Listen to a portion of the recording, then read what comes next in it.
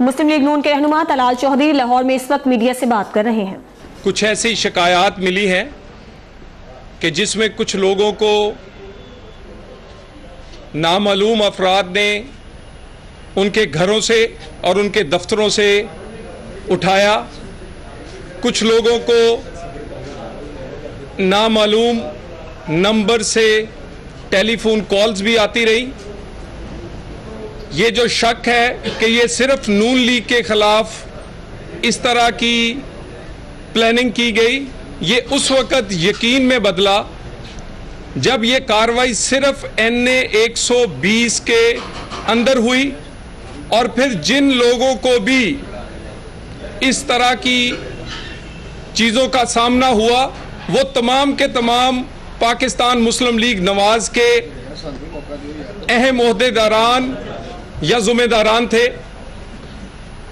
मैं यहाँ पर लीडरशिप के हुक्म पर भी मगर उससे ज़्यादा अपनी ज़िम्मेदारी समझते हुए खुद भट्ट साहब के पास और इसी तरह दूसरे लोगों के पास आया हूँ ताकि मालूमात मिल सके, ताकि जाना जा सके कि उनके साथ क्या वाक़या पेश आया, क्या वो किसी को जानते हैं या कौन कौन से ऐसे शवाहिद हैं कि जिनसे हम अपनी तहकीकात को आगे बढ़ा सकें। अभी तक हमें कोई बाज़ाब्ता कंप्लेंट जो है पुलिस को या किसी और अदारे को नहीं मिली, मगर एक ज़िम्मेदारी हमारी अपनी है।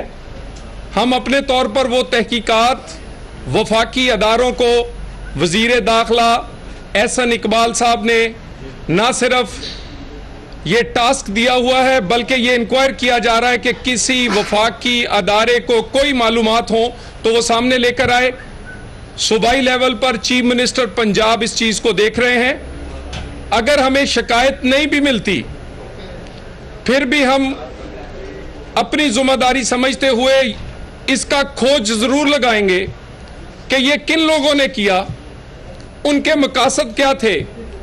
किसी अदारे पर उंगली नहीं उठाएंगे, ना उठानी चाहिए। अदारे सारे मोहतरम हैं, जब तक कोई शवाहिद ना हो तो किसी पर उंगली, ना किसी फर्द पर, ना किसी अदारे पर। मगर एक बात मैं यकीन से कह सकता हूं और हमें तारीख से सीखना भी चाहिए, नामालूम अफराद का अमल दखल सियासत से ख़त्म होना चाहिए। नामालूम अफराद ने जो कुछ इस पाकिस्तान के साथ किया उसका ख़मियाज़ा आज कराची में भी भुगत रहे हैं, बलूचिस्तान में भी भुगत रहे हैं और वो पाकिस्तान दो लख्त करके भी हमने भुगता है। ये सियासत से सिर्फ सियासतदानों को और सियासी कारकुनों को उनकी इज्जत और मकाम जो है वो मिलना चाहिए। हम अपनी जिम्मेदारी निभा रहे हैं और ये शिकायत हम नहीं चाहते कि 2018 में भी किसी को मिले या किसी भी पार्टी के कारकुन के साथ इस तरह का रवैया और प्लानिंग की जाए। पाकिस्तान मुस्लिम लीग नून और उसकी लीडरशिप ने अपना नुकसान हमेशा करवाया लेकिन अदारों पर उंगली नहीं उठाई। नवाज शरीफ ने मुतनाज़े फैसले को तस्लीम किया, अपना सियासी नुकसान भी किया, लेकिन पाकिस्तान की मुस्तकबिल की खातर, अदारों की इज्जत की खातर फैसले पर अमल कर दिया। हमारी वो GT रोड पे निकले तो अवामी अदालत का सामना हुआ, अवामी अदालत ने वो फैसला मुस्तरद कर दिया। फिर हमारी नज़रसानी जो बगैर, मेरी राय के मुताबिक बगैर नज़रसानी के खारिज हुई, तो NA 120 में भी अवामी अदालत ने नज़रसानी खारिज कर दी।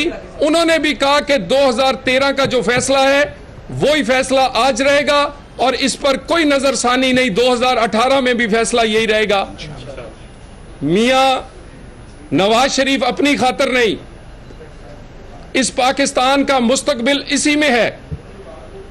नामालूम लोगों का सियासत से किरदार खत्म हो, अवाम की राय को अहमियत दी जाए अवाम के वोट की इज्जत की जाए। अवाम के वोट की इज्जत और राय की अहमियत की वजह से आज बिजली की क्राइसिस खत्म हुआ, क्योंकि नवाज शरीफ को लोगों की राय की कदर थी, वोट की इज्जत और हुर्मत का एहतराम था। पाकिस्तान एटमी पाकिस्तान बना, हमें सजा सीपेक की दी गई और यह पहले से पता था, मगर ना सीपेक रुकने देंगे और ना अपनी ये सियासी जद्दोजहद रोकेंगे। सियासत अब एक ही बात पर होगी, इक्तदार के लिए नहीं, अवाम के वोट की इज्जत और हुर्मत जो है उसको बहाली के लिए। और 2018 से पहले 120 का इलेक्शन एक पहला पड़ाव था और पहले इम्तिहान में नून लीग उसी तरह फतह याब हुई और 2018 में यह रेफरेंडम साबित होगा। हमारा बिल्कुल साफ है नजरिया और हमारा मंशूर कि पाकिस्तान में अवाम की राय की इज्जत और वोट का एहतराम होना चाहिए। ग्रैंड डायलॉग भी करेंगे, आईनी तरामीम भी आपके सामने लेकर आएंगे। आईनी तरामीम का पैकेज हो या बाकी ग्रैंड डायलॉग की तफसीलात, वो सामने रखकर ये इलेक्शन लड़ेंगे। और इस इलेक्शन में एक निहत्ती बहन ने हमारी ने इलेक्शन लड़ा। कुछ लोग बड़ी देर से नून लीग से -1 करने की कोशिश कर रहे हैं, हम उनका शुक्रिया अदा करते हैं। -1 तो ना हो सका, क्योंकि ना वो लोगों के दिलों से निकला, वो जीटी रोड हो या 120 का रिजल्ट। -1 करने वालों ने -1 करने की कोशिश की, लेकिन नून लीग में +1 हो गया। एक नई क़यादत और ना डर क़यादत मरियम नवाज की सूरत में सामने आई। ये हमारा ग्रैंड डायलॉग या हमारी जिद्दोजहद किसी अदारे के, किसी पार्टी के खिलाफ नहीं, पाकिस्तान को मजबूत करने के लिए है। हम अदलिया को मजबूत देखना चाहते हैं, मगर ऐसी अदलिया जो आइन बनाने वालों को नहीं, आइन तोड़ने वालों को भी सजा दे। ऐसे अदारे जो उन नामालूम अफराद को उठाएं जो धमाके और दूसरे पाकिस्तान में बदअमनी करते हैं, और ऐसे अदारे बनाना चाहते हैं जो हमारे पाकिस्तानियों को लोग तहफ़्फ़ुज़ दें। हम हर अदारे की मजबूती और उसकी इज्जत और एहतराम में इजाफा चाहते हैं। और मैं फिर एक दफा कह दूं, किसी फर्द का, किसी अदारे का नाम लेने से हम नहीं डर रहे और ना कोई डर है। किसी अदारे की गलती होगी तो अदारे का नाम लेंगे, किसी फर्द की गलती होगी फर्द का नाम लेंगे, अपनी जिम्मेदारी पूरी करने, क्योंकि हमारे पास कोई शिकायत बाज़ाब्ता नहीं आई। मैं अपने पोर्टफोलियो की हैसियत से खुद चल के आज उन लोगों के घर जा रहा हूं ताकि मालूमात मिल सके, शवाहिद मिल सके, अंदाजे लगाकर ना अदारों के खिलाफ कोई बात की जा सके और ना अंदाजों से कोई प्रोपेगेंडा किया जा सके। इस फर्ज को निभाएंगे। अगर कोई हमें कंप्लेंट मिली तो उस पर बाज़ाब्ता वो सूबाई हुकूमत को मिलेगी, सूबाई हुकूमत करेगी। अगर वफाकी हुकूमत को कोई देगा मुतासरा आदमी, तो वफाकी हुकूमत कार्रवाई करेगी, लेकिन अपनी जिम्मेदारी निभाएंगे। और अगर अदारों को ये नहीं पता, अदारों की इज्जत और उसकी जितनी उसमें बेहतरी है वो हम कर रहे हैं, अगर अदारों को ये नहीं पता कि कौन किसने उठाया है, तो ये भी अदारों की कारकर्दगी पर सवालिया निशान है। हमारे अदारे इतने मजबूत और इतने कारगर हैं कि वो इंशाअल्लाह ताला इसकी मालूमात लेकर रहेंगे कि ये वाकयात कैसे हुए, किसने किए, क्यों किए और इसके पीछे क्या मंसूबाबंदी थी। हम अपने अदारों पर एतमाद कर रहे हैं और हमारा एतमाद जब इस तरह की तहकीकात का रिजल्ट आएगा तो और बढ़ेगा। मैं फिर एक दफा आप सबका शुक्रगुजार हूं। अगर बताइएगा, आपने जो -1 का फार्मूला वो तो पता चल गया ना आपको कि कौन चाह रहे हैं -1 का, उनको तो नाम देना, ये तो भी आपके पास तहकीक आएगी तो पता चलेगा। एक मुशर्रफ की सोच मुल्क में अभी भी कहीं ना कहीं भटकती फिरती है। वो अदारों को तो यरगमाल नहीं बना सकी, लेकिन शख्सियात को वो कभी कभी यरगमाल बना लेती है।